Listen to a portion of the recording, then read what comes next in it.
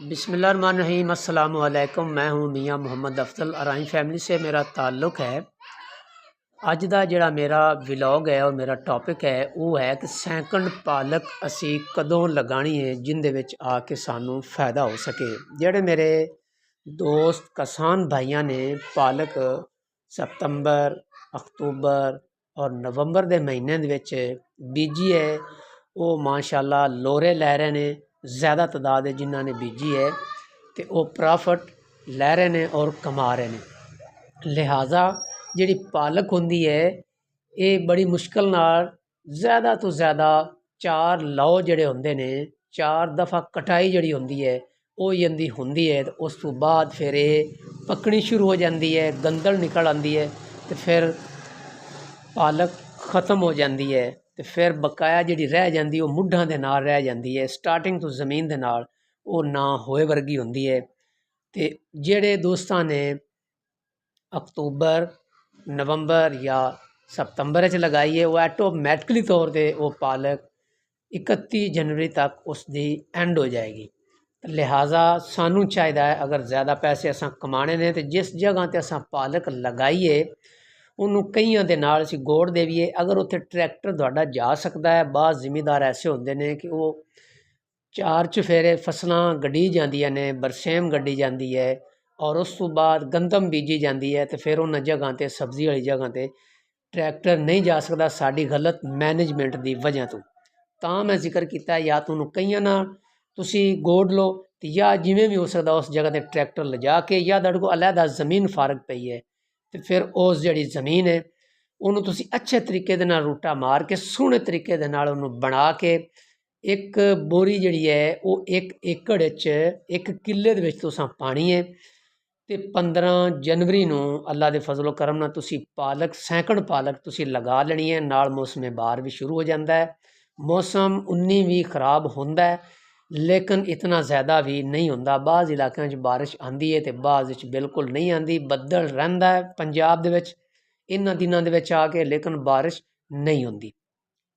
पालक तुसां लानी है वो जिहड़ी पालक तुसी 15 जनवरी नूं लगाओगे अलहमदुलिल्लाह 3 या 4 रमज़ान शरीफ नूं, रमज़ान शरीफ बड़ा जल्दी आ रहा है, उहदे विच मार्केट विच पालक आ जाएगी अलहमदुलिल्लाह। तो सफ़ेद पालक तुसी लगानी है। सफ़ेद पालक का तुसां बीज लियाना है वो तुसी लाओगे तो ये इंशाअल्लाह ताला इहदे 4 कट खांदियां भी 4 लौ इहदे तुसी तोड़ के सेल करदियां भी अलहमदुलिल्लाह छोटी ईद भी गुजर जाएगी और छोटी ईद तो बाद भी ये 1 लौ लाजमी दे जाएगी जिहड़ा चौथा लौ होएगा।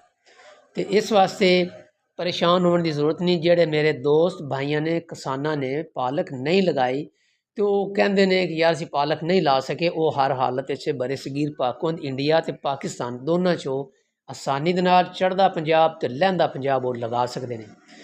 हुण पालक लानी किहड़ी है? पालक तुसी सफ़ेद लानी है, वो ज़्यादा सेल होंदी है। सफ़ेद पालक सफ़ेद तो मुराद होंदी वो सब्ज़ ही है लेकिन उनका थोड़ा जिहड़ा कलर है बाह है वो थोड़ा जिहा सफ़ेद महसूस होंदा है, यानी कि रोशनी महसूस होंदी है जिस तरह मेकअप किया होंदा है, चिट्टी महसूस होंदी है। इस वास्ते उन्होंने सफ़ेद पालक कहते हैं। बिल्कुल चिट्टी पालक नहीं होंदी, उनका एक नाम रखा है सफ़ेद पालक। लिहाजा इनका जिहड़ा 1 कनाल का जिहड़ा बीज है वो अलहमदुलिल्लाह 3 किलो है और 4 कनाल का बीज है 4 तियां 12 और 1 एकड़ का 8 कनाल का बीज है 8 तियां 24 किलो। लिहाजा तुसी बीज की परेशानी नहीं लैनी, तुहानूं एक्यूरेट बीज दस्सिया तुहाडे दिल जाएगी भी 3 किलो 1 कनाल च लग जाएगा। भाईजान ये बड़ी हौली होंदी है, हल्की होंदी है तो फुल्ली हुई होंदी है। पालक का जिहड़ा बीज होंदा है वो महसूस होंदा है कि बहुत ज़्यादा है। जबकि तुसी जदों इहनूं लगाना है खेड़ियां दे उत्ते ते चोपे दे नाल चोपा तुसां लगाना, यानी कि 1 इंच छड्ड के 2 इंच छड्ड के बड़ी मुश्किल नाल चोपे दे नाल तुसां चोपा लाना। ते जिहड़ियां तुहाड़ियां हत्थां दियां उंगलियां हैं ना 5 उंगलियां ये तुसी पूरा रुग भर के ऐं लाओगे, उन्नूं असीं कहने आ चोपा। वो तुसी लगाना है ताकि वो जो ग्रोथ करेगी उगेगी तो इस तरह गुच्छे समेत बाहर आएगी। वो एक जिहड़ा गुच्छा एक गुट्टी की शक्ल अख्तियार कर जाएगा और एक जिहड़ी गुट्टी वो 50-50 रुपए की उन्होंने दिनां विकेगी। क्योंकि लोगों ने रमज़ान शरीफ दे विच पकौड़े बनाने ने, समोसे बनाने ने, ਪਕੌੜੀਆਂ ਬਣਾਉਣੀਆਂ ਨੇ, ਉਸ ਤੋਂ ਬਾਅਦ ਸਾਗ ਬਣਾਉਣਗੇ। ਇਹ ਜੋ ਮਰਜ਼ੀ ਹੋ ਜਾਵੇ। ਜਿਹੜੇ ਰਮਜ਼ਾਨ ਸ਼ਰੀਫ ਦੇ ਸਾਡੇ ਮੁਸਲਮਾਨ ਭਰਾ ਨਾ ਜੀ, ਉਹ ਰੁਪਈਏ ਦੀ ਚੀਜ਼ 2 ਰੁਪਏ ਦੀ ਦਿੰਦੇ ਨੇ, ਇਹਨਾਂ ਨੂੰ ਜਿਤਨਾ ਵੀ ਸਮਝਾ ਲਈਏ, ਜਦਕਿ ਸਾਨੂੰ ਇੰਜ ਨਹੀਂ ਕਰਨਾ ਚਾਹੀਦਾ। ਇਸਲਾਮ ਇਜਾਜ਼ਤ ਨਹੀਂ ਦਿੰਦਾ। ਰਮਜ਼ਾਨ ਸ਼ਰੀਫ ਹੈ, ਸਾਨੂੰ ਚੀਜ਼ਾਂ ਸਸਤੀਆਂ ਦੇਣੀ ਚਾਹੀਦੀਆਂ, ਲੇਕਿਨ ਅਸੀਂ ਉਲਟ ਚੱਲਨੇ ਹਾਂ, ਇਹਨਾਂ ਨੂੰ ਜਿਤਨਾ ਮਰਜ਼ੀ ਸਮਝਾ ਲਓ। ਤਾਂ ਮੋੜ ਬਿਹਤਰ ਹੈ ਇਸ ਫੀਲਡ ਲਈ ਇਹਨਾਂ ਗੱਲਾਂ ਲੈ ਨਾ ਜਾਈਏ। ਸਾਨੂੰ ਚਾਹੀਦਾ ਇਹਨਾਂ ਖਲੋਣਾ ਨਹੀਂ, ਤੇ ਅਸੀਂ ਪਾਲਕ ਲਾਈਏ ਔਰ ਰਮਜ਼ਾਨ ਸ਼ਰੀਫ ਦੇ ਵਿੱਚ ਅੱਛੀ ਖਾਸੀ ਰਕਮ ਜਿਹੜੀ ਹੈ ਉਹ ਬਣਾ ਲਈਏ। ਤੇ 1 ਬੋਰੀ ਯੂਰੀਆ ਤੇ 1 ਬੋਰੀ DAP ਤੁਸਾਂ ਜ਼ਮੀਨ 'ਚ ਪਾਣੀ ਹੈ। ਸੋਹਣੇ ਤਰੀਕੇ ਦੇ ਨਾਲ ਉਹਨੂੰ ਤੁਸੀਂ ਬਣਾਉਣਾ ਹੈ, ਕੰਪਿਊਟਰ ਕਰਵਾਉਣਾ ਹੈ। ਕੰਪਿਊਟਰ ਕਰਵਾ ਕੇ ਫਿਰ ਤੁਸੀਂ ਇਹ ਬਣਾਉਣੀ। ਤੇ ਇੱਕ ਕਨਾਲ ਦੇ ਵਿੱਚ 3 ਕਿਲੋ ਬੀਜ ਲੱਗਣਾ ਹੈ। 2 ਤਰੀਕਿਆਂ ਨਾਲ ਲਗਾਈ ਜਾ ਸਕਦੀ। ਇੱਕ ਤਾਂ ਤੁਸੀਂ ਚੂੰਡ ਜਾਂ ਚੁੰਡੀ, ਇਹ ਪੰਜਾਬੀ 'ਚ ਮੈਂ ਗੱਲ ਕਰ ਰਿਹਾ, ਉਹ ਤੁਸੀਂ ਲਗਾਓਗੇ। ਔਰ ਦੂਸਰੇ ਨੰਬਰ 'ਤੇ ਤੁਸੀਂ ਸਾਰੀਆਂ ਖੇੜੀਆਂ ਦੇ ਉੱਤੇ ਉਹਨੂੰ ਖਿਲਾਰ ਦੇਣਾ।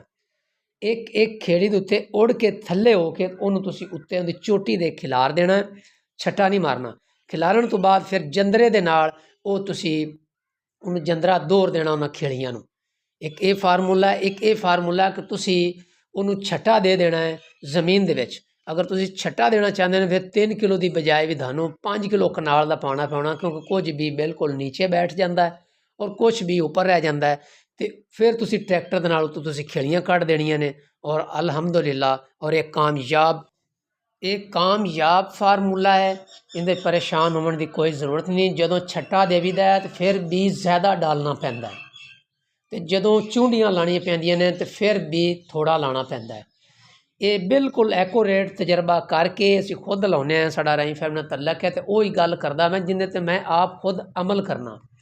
ਇਹ ਤੁਸੀਂ ਲਾਜ਼ਮੀ ਕੱਢੋ ਤੇ ਮੇਰੀ ਵੀਡੀਓ ਨੂੰ ਐਂਡ ਤੱਕ ਵੇਖਿਆ ਕਰੋ, ਤੇ ਲਾਈਕ ਐਂਡ ਸ਼ੇਅਰ ਜ਼ਰੂਰ ਕੀਤਾ ਕਰੋ। ਇਹ ਹੀ ਸਦਕਾ ਜਾਰੀ ਹੁੰਦਾ। ਇਸੇ ਪਲੇਟਫਾਰਮ 'ਤੇ ਤੁਸੀਂ ਮੇਰੀ ਮਦਦ ਕਰ ਸਕਦੇ ਨੇ, ਤੇ ਤੁਹਾਡੀ ਬੜੀ ਮਿਹਰਬਾਨੀ ਹੈ।